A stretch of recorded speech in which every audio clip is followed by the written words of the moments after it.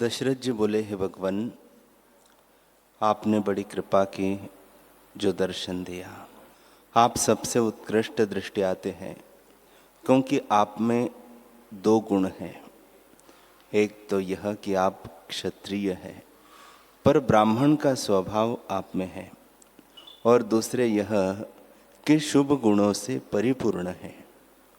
हे मुनीश्वर, ऐसी किसी की सामर्थ्यता नहीं कि क्षत्रिय से ब्राह्मण हो। आपके दर्शन से मुझे अति लाभ हुआ।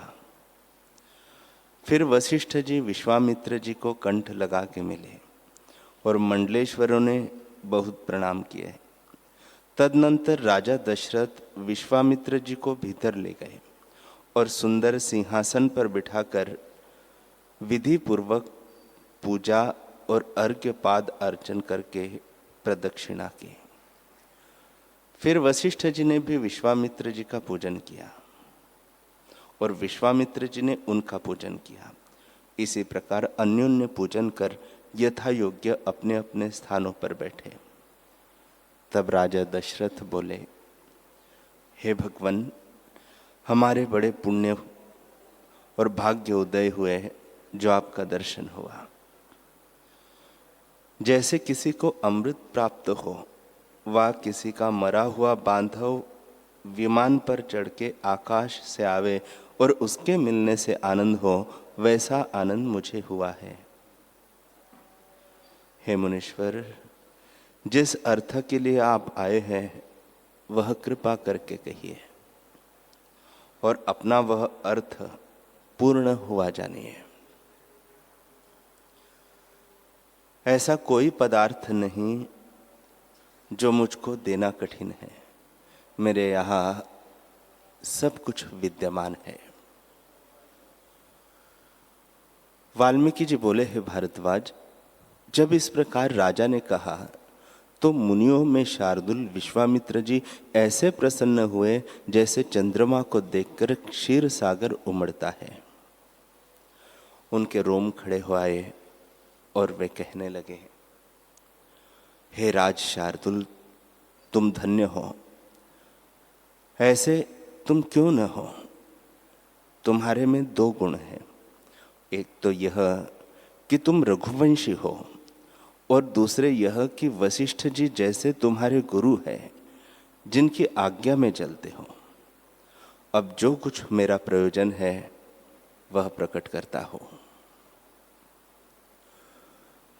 मैंने दशगात्र यज्ञ का आरंभ किया है। जब यज्ञ करने लगता हूं तब खर और दूषण निशाचर आकर विध्वंस कर जाते हैं और मांस, हाड़ और रुधिर डाल जाते हैं, जिससे वह स्थान यज्ञ करने योग्य नहीं रहता। और जब मैं और जगह जाता हूं तो वहां भी वे उसी प्रकार अपवित्र कर जाते हैं। इसलिए उनके नाश करने के लिए मैं तुम्हारे पास आया हूं। कदाचित यह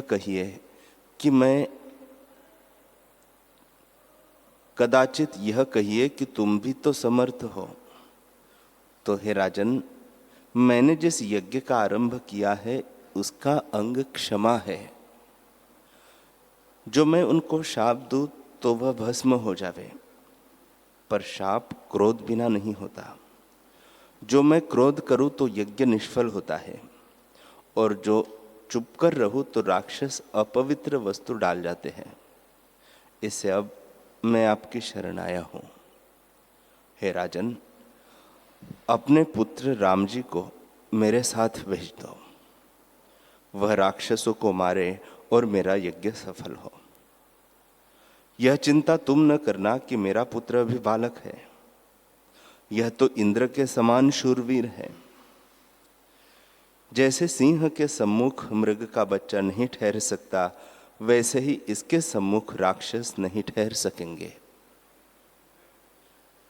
इसको मेरे साथ भेजने से तुम्हारा यश और धर्म दोनों रहेंगे और मेरा कार्य भी होगा, इसमें संदेह नहीं है।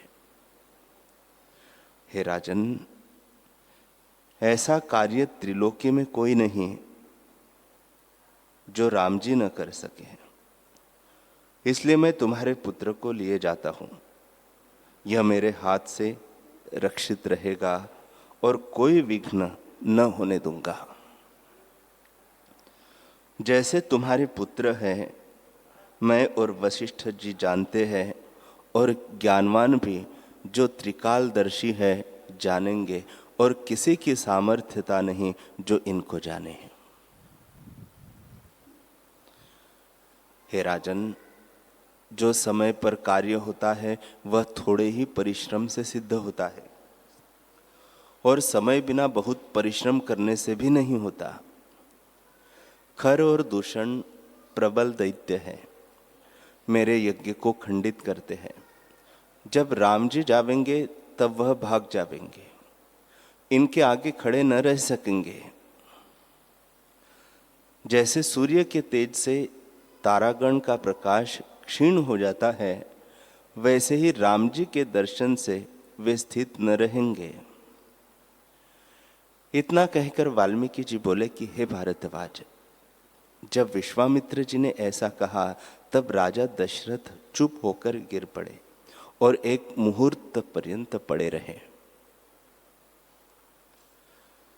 वाल्मीकि जी बोले, हे भारद्वाज, एक मुहूर्त उपरांत राजा उठे और अधैर्य होकर बोले, हे मुनीश्वर, आपने क्या कहा? राम जी तो अभी कुमार है, अभी तो उन्होंने शस्त्र और अस्त्र विद्या नहीं सीखी, बल्कि फूलों की शैया पर शयन करने वाले, अंतःपुर में स्त्रियों के पास बैठने वाले और बालकों के साथ खेलने वाले हैं। उन्होंने कभी भी रणभूमि नहीं देखी और न भ्रुकुटी चढ़ा के कभी युद्ध ही किया है। वह दैत्यों से क्या युद्ध करेंगे? कभी पत्थर और कमल का भी युद्ध हुआ है? हे मुनीश्वर, मैं तो बहुत वर्षों का हुआ हूं। इस वृद्धावस्था में मेरे घर में 4 पुत्र हुए हैं। उन चारों में राम जी अभी 16 वर्ष के हुए हैं और मेरे प्राण हैं। उनके बिना मैं एक क्षण भी नहीं रह सकता। जो तुम उनको ले जाओगे तो मेरे प्राण निकल जाएंगे। हे मुनीश्वर, केवल मुझे ही उनका इतना स्नेह नहीं, किंतु लक्ष्मण, शत्रुघ्न, भरत और माताओं के भी प्राण हैं। जो तुम उनको ले जाओगे तो सब ही मर जाएंगे। जो तुम हमको राम जी के वियोग से मारने आए हैं तो ले जाओ। हे मुनीश्वर, मेरे चित्त में तो राम जी पूर्ण हो रहे हैं, उनको मैं आपके साथ कैसे दूं? मैं तो उनको देखकर प्रसन्न होता हूं। राम जी के वियोग से मेरे प्राण कैसे बचेंगे? हे मुनीश्वर, ऐसी प्रीति मुझे स्त्री, धन और पदार्थों की नहीं, जैसे राम जी की है। मैं आपके वचन सुनकर अति शोकवान हुआ हूं। मेरे बड़े अभाग्य उदय हुए जो आप इस निमित्त आए हैं। मैं राम जी को कदापि नहीं दे सकता। जो आप कहिए तो एक अक्षोहिणी सेना जो अति शूरवीर और अस्त्र शस्त्र विद्या से संपन्न है, साथ लेकर चलूं और उनको मारूं। पर जो कुबेर का भाई और विश्रवा का पुत्र रावण हो तो उससे मैं युद्ध नहीं कर सकता। पहले मैं बड़ा पराक्रमी था, ऐसा कोई त्रिलोक में न था जो मेरे सामने आता। पर अब वृद्ध अवस्था प्राप्त होकर देह जर्जर हो गई है। हे मुनीश्वर, मेरे बड़े अभाग्य है जो आप आए। मैं तो रावण से कांपता हूं, और केवल मैं ही नहीं वरन इंद्र आदि देवता भी उससे कांपते और भय पाते हैं। किसके सामर्थ्य है जो उससे युद्ध करे? इस काल में वह बड़ा शूरवीर है। जो मेरी ही उसके साथ युद्ध करने की सामर्थ्य नहीं, तो राजकुमार राम जी की क्या सामर्थ्य है?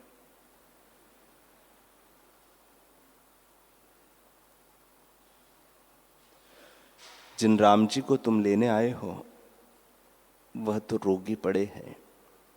उनको ऐसी चिंता लगी है जिससे महाकृश हो गए हैं और अंतःपुर में अकेले बैठे रहते हैं। खाना पीना इत्यादि जो राजकुमारी की चेष्टाएं हैं वह भी सब उनको बिसर गई है, और मैं नहीं जानता कि उनको क्या दुख हुआ है। जैसे पीतवर्ण कमल होता है वैसे ही उनका मुख हो गया है। उनको युद्ध की सामर्थ्य कहाँ है? उन्होंने तो अपने स्थान से बाहर की पृथ्वी भी नहीं देखी। हमारे प्राण वही है, उनके वियोग से नहीं जी सकते।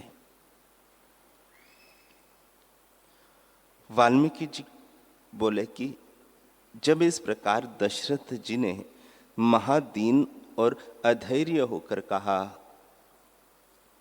तो विश्वामित्र जी क्रोध करके कहने लगे कि हे राजन, तुम अपने धर्मों को स्मरण करो।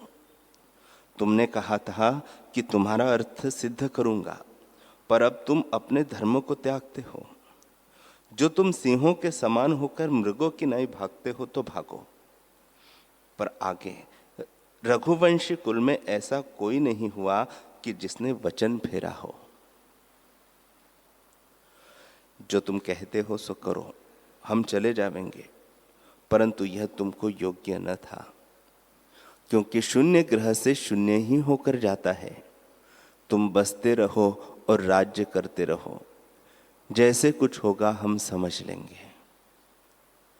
इतना कहकर वाल्मीकि जी बोले कि जब इस प्रकार विश्वामित्र जी को क्रोध उत्पन्न हुआ तो 50 कोटि योजन तक पृथ्वी कांपने लगी और इंद्रादिक देवता भयभीत हुए कि यह क्या हुआ।